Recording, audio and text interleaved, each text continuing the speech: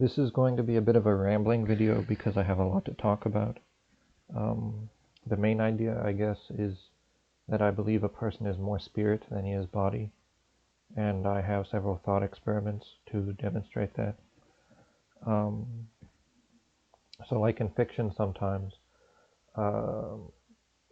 people swap bodies like by some magic, and you still understand that which person is which even though their bodies have changed. So intuitively, we understand that a person is not the same thing as his body. And like if you get your arm chopped off, you can understand that you're still you, but if you die, your body can still be there, maybe in perfect health, but if your spirit isn't in it, then that's not you. And also, if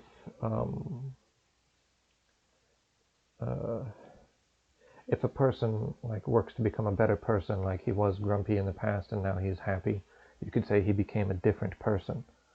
So these are just to show that our intuitive understanding of what a person is not really that person's body. It's his spirit. And I'm not meaning spirit here in a necessarily religious sense. I consider spirit to be that part of you which considers things to be good and bad, and which wants different things. So it is immaterial, not meaning it's not important, but that it has no matter. You can't see it and you can't touch it. In fact, you're the only person who can interact with your own spirit directly. And as another example, like if you think of a famous person or someone you know, like the first thing you think about that person are probably his values, not even his personality.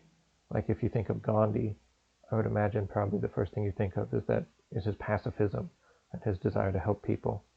And you might not even know if he was an introvert or an extrovert, or whether he liked to plan things or whether he was more spontaneous. You might know those things if you like watched a movie about him or read a book about him or something, but like if you just casually know that Gandhi exists, probably the first thing you know are his values more so than even his personality. And for that reason, I believe that the most central important part of a person are his values, and then his things like in his mind, like his IQ and his personality, and only lastly, his body is actually the least important part. And I can show you this flowchart I've shown in different videos. So it goes the order of events inside an action. It starts with your values, and that creates an emotion, and your emotions drive your thoughts, and your thoughts drive your actions. The parts of a person, I believe, correspond to these. So like your spirit, whether it exists outside of your body, like in a mystical way or not, your spirit is the part of you that believes in good and bad and wants things and cares about things. And your what I might call your soul, just for another word, is the part of you that thinks and like has your personality. Like it seems pretty immutable to me that I'm introverted and I like to think about things, and I prefer things to be structured rather than more chaotic and spontaneous. And it seems to be fairly innate. So like my personality is fairly innate, and I put it here. And then lastly, my body corresponds to my actions, because I have to act through my body. There's no other way I can act. Now let's see. And so that corresponds to this little picture I put here. Your body is the part you can see, and your soul, which is your intellectual hardware, like your IQ and your personality, and maybe also experiences and anything else that's in your brain that's like inside your body. And what's even more central and more important is your spirit, which is basically just your values. And then your DNA, the way I think about it, your DNA isn't really you. Your genes are a blueprint which created you, but is not really the same thing as you. Kind of like the same way that a blueprint is not the same thing as a house. And so the next thing I could talk about is actually the part of you which seems most important to me is also the part which changes the most, because your values dictate everything else. Your values determine your emotions, and your emotions influence your thoughts and your actions. But any person can choose to have any value. the part of you which changes the least from day to day is probably your body and your personality. And I guess your DNA is even changes less than your body and personality. But the part which actually controls everything and which is most you can change every single day. And having these thoughts made me wonder if there was even a real me which endured from day to day. Because people told me a little while ago that a couple different people told me that I used to have a prickly personality and now I'm nicer. At the time, I wasn't actually trying to get a nicer personality. I was trying to become more humble. And I guess being a nicer person was an accidental result of that. So if in the past I was a proud and prickly person and now I'm humble and sweet, I would attribute that primarily to a change in values because I was thinking about myself and what things I ought to care about. And if that's the most important part of me, then it seems reasonable to say that the me which existed in the past doesn't exist today, that I'm a different person than I was in the past. And if you think like that, you might imagine that if you're learning and growing somehow every day, that the you which woke up yesterday is actually not the same you that woke up today or will wake up tomorrow. It's actually a stranger. Like the you of tomorrow is actually a stranger to the you of yesterday, and it just so happens that you share the same body and same memories and same personality, but the person in you is actually different. And so that made me wonder if there even is a real me that endures from day to day, and whether I actually die every day when I go to sleep and am born again every day when I wake up, and whether there's any reason to feel proud of anything you do, because the stuff which is the same from day to day, which endures, is like your body and your personality, and that was given to you at birth by your parents. But the part of you which is actually most you and is most important could be shared by anybody. So I decided after thinking that maybe it's not entirely accurate to say that you are your spirit or your values and not your body, because if you cut yourself into too many pieces like this, then eventually if you just pick one piece and say that's you, then there's hardly anything left. And related to this, in the Bible a couple times it says something like, you must die and be born again. And I was wondering if that's actually what they meant by this, is that the real you is actually what you care about and what you love. And this can change drastically. And in a certain sense, if you change it drastically enough, it really is like you're a different person. And so the next topic is considering these thoughts that you are more your values than you are your body or your personality. What things can actually hurt you? The Christians say that your spirit is immortal and can exist without your body. I've never seen any evidence of that. And when I tried to pray to God and believe he was a real factual person and that I could interact with him, it just made me hurt and confused because I never saw nothing actually happened. So I personally believe it's dishonest to believe in that stuff if you haven't seen direct evidence of it.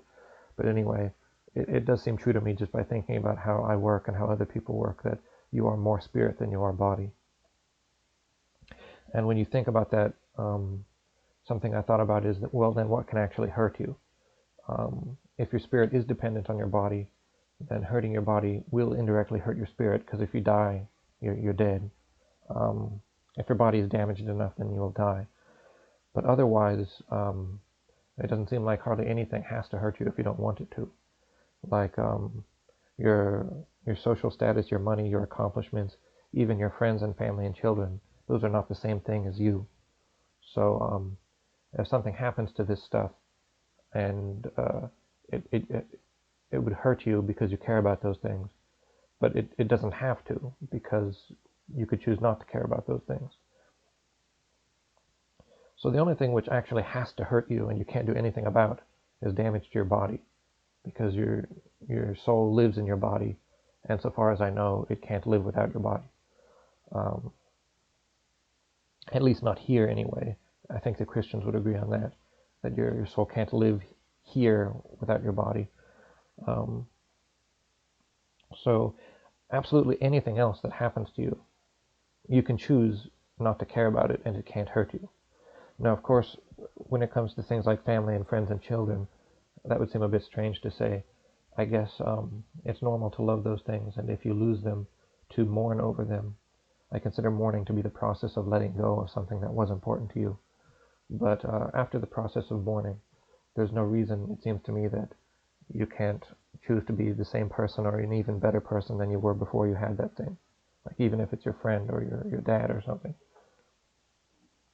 It's normal to love something and to be hurt when you lose it, but that doesn't mean you can't go on living and be the same or an even better person in the future than you are now. And this leads to another thought. So your genes, they created you, or the blueprint from which you were created inside your mom. Uh, but I don't really consider them to be the same thing as you, because you could imagine that there could be a clone of you, and depending on your experiences, like you could have drastically different experiences and maybe have made drastically different choices in life from your clone or like your identical twin. So it's like easy to imagine that like if you have a clone or two identical twins, that like one person, you'd both have like the same height and the same personality and probably the same IQ, but it's entirely possible that one person could be fat and the other person could be fit, and one person could be nice and the other person could be mean. So there's lots of things related to you which are not dictated to by your DNA. And of course, a lot of things like your height and eye color that are dictated by our DNA. But it seems to me, like I was saying, that your body is the least important part of you, and therefore your DNA isn't necessary. It controls a lot of things about you, what you have to work with, like your mind and your body, but it doesn't actually control the most important thing about you, which is your values, and which is basically what you choose to care about. And whether free will exists, I guess there's two schools of thought. Is that one, free will really does exist, and two, that free will doesn't exist and it's an illusion created because you're too complicated to figure out what the cause and effect was in your brain that dictated that you had to make that decision that you did. I guess I don't really know.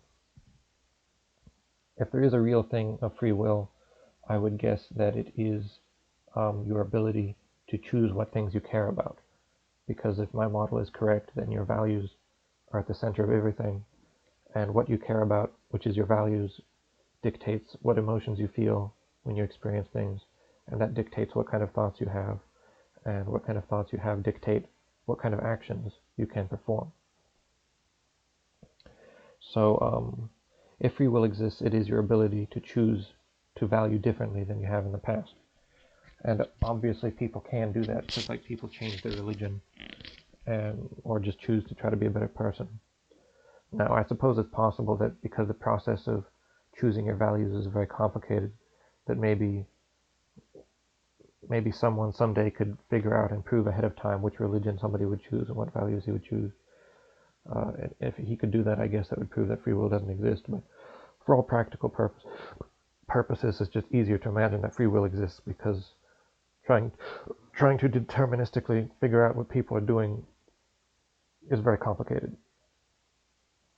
So I guess it might be possible that free will technically doesn't exist, but practically speaking, it does exist.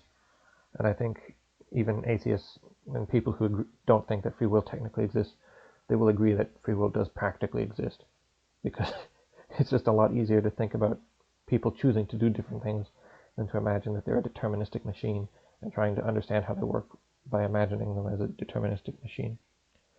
Anyway, let's do the next topic. Oh yes, actually this is kind of a lead into what I was already saying. Um, so your genes don't have any conscious awareness of purpose, but nevertheless I imagine that they want you to do certain things. Your genes want you to be happy when that's good for propagating your genes, and your genes want you to be sad when that's good for propagating your genes. So in some sense, in some circumstances, your genes actually hate you, because I imagine that the real you is your spirit, which is what you care about. And I guess the second most important part is your personality and IQ and stuff like that. And then, anyway, so that means your genes want you to care about people of the opposite sex, like form attachments to them, and it hurts if the person you care about doesn't love you back, or if your children die or something like that. But really, if you could convince yourself that those things don't matter, then they couldn't hurt you. So in a sense, your genes created you, and in creating you, they made you want to do certain things which help your genes. But I don't believe that you are your genes. And sometimes the real you, which is your spirit, which kind of was created by accident by your genes, is actually in conflict with your genes, trying to make you do different stuff. And I guess this is a very secular view of the Christian doctrine that the flesh is at war against the spirit. Anyway, now it's time for the next topic. So to some degree, your spirit becomes what you believe it to be. And I could use an example, like there are PUA people, pickup artists, who spend all their time trying to have sex with as many women as possible. And I view that kind of person actually to be kind of an extension of his penis. Like if that's the only thing he cares about is having as much sex as possible, and his job and his free time and everything is circling around that, then in a sense his person becomes his penis. And that could be true for any kind of vice, like smoking, or like, I don't know, anything that you devote your life to, you become that thing. And also, I guess I should have said this first, I think it seems intuitively true that you become what you believe yourself to be, because it's hard to imagine that a person can believe himself to be happy and he's not happy, or he believes himself to be sad and he is actually not sad. For the most part, whatever you think you are, that is what you are, at least as far as your spirit. You can't change your body by thinking different ways, at least not directly. But as far as your spirit goes, which is more the real you than your body, you basically are whatever you believe yourself to be right now. And therefore, whatever you love, you become that thing in a spiritual sense. In a physical sense, you become what you eat. But in a spiritual sense, you become what you believe you are and what you love. So I talked a little bit before about what things can hurt you, like your body is a physical thing, so it's hurt by physical things. Your spirit or soul is a immaterial thing, so it's hurt by immaterial things, like when stuff happens to stuff that you care about. Like if you love your money and you lose your money, then you feel hurt by that, even though you're not directly hurt, even though your body is not directly hurt by the loss of your money. People still imagine themselves to be hurt by the loss of those things, or their reputation or something. Those are immaterial things that people are hurt by, which I said before, they don't have to be hurt by if they decide not to care about those things. So then I talked about what's bad for you, or what things can hurt you, and so I thought it would be good to talk about what kind of things are good for you. And if it's true that you are whatever you believe yourself to be, like if you believe you're happy, then you basically are happy, then it seems like whatever is good for your spirit is whatever feels good is good. That might not be true for your body, because like shooting heroin or something might feel good for your body and objectively be bad for your body. But it doesn't seem to me that there's any objective standard you can really apply to your spirit, and therefore, for the most part, whatever feels good for your spirit is good for your spirit, because it doesn't have any physical objective reality outside of what it believes about itself. There's a caveat to that, which is kind of related to what I was saying before, is that if you are attached to some kind of pleasure and can't put it down, then that pleasure kind of becomes your entire being. Like I could use the example of smoking. Like I consider smoking to be a vice, because I guess I should probably devote a different video to vices and virtues, but I consider a vice to be whatever eats away at the rest of your life, and a virtue to be whatever builds yourself up. So like smoking under that definition would objectively be a vice, because it damages your body and it costs money. And maybe you even form emotional attachments to it. And if you form emotional attachments to it, then it hurts your body, it hurts your wallet, and it hurts your spirit. And then other examples could be anything you're attached to, like smoking, sex, video games, social media. Anything that gives you pleasure that you can't put down, you become that thing. But since I consider the real you to be an immaterial spirit, becoming attached to any material thing like that stuff actually limits you in a way that is unnecessary.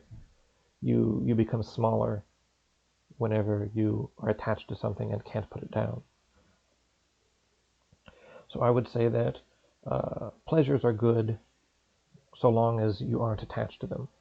Anything which makes you feel good, which you don't need, is good for you. for your spirit anyway. Now, of course, I've talked about what Christians say about the spirit several times, and one of the things they say is that you were created to love. So I thought about that a bit, and it does kind of make sense in the context of what I'm talking about. It seems to me that when you love something, you turn your spirit towards it, you want to pay attention to it, and it makes you happy. When you hate something, you want to turn away from it, and if you're forced to confront it anyway, then it makes you angry or upset. So it seems to me that when you love things, it actually makes your spirit bigger, because it means your spirit is interested in more things. It can do more stuff because it turns toward those things and is interested in those things. I think you understand what I'm saying. When you love something, it's interesting to you, you pay attention to it, and that expands your life.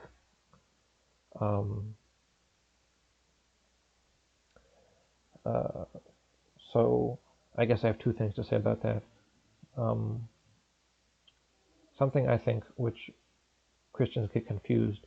I'm not technically Christian since I don't believe in the supernatural aspects, but I understand what they believe. Some people think that loving someone means only saying nice things to them. That's not true. Like if you love someone who smokes, you can't simultaneously love the person who smokes and his smoking, because his smoking is bad for his body and bad for his financial situation. And this doesn't have to be true, but it could be true. It could be damaging to his emotional life as well, since he's attached to his smoking and has trouble putting it down. So you can't love inconsistently. So I guess what the Christians would say and what makes sense to me is that you can love everything. You should try to love everything that you possibly can, which isn't intrinsically bad, because you are an inconsistent person if you love somebody and also love the thing which hurts him. So yes, I guess it does kind of make sense to me that you should love as much as you possibly can, each and everything which you possibly can, including other people. But you have to make sure that you're loving consistently. You can't love stuff which hates the stuff that you love. That doesn't make any sense.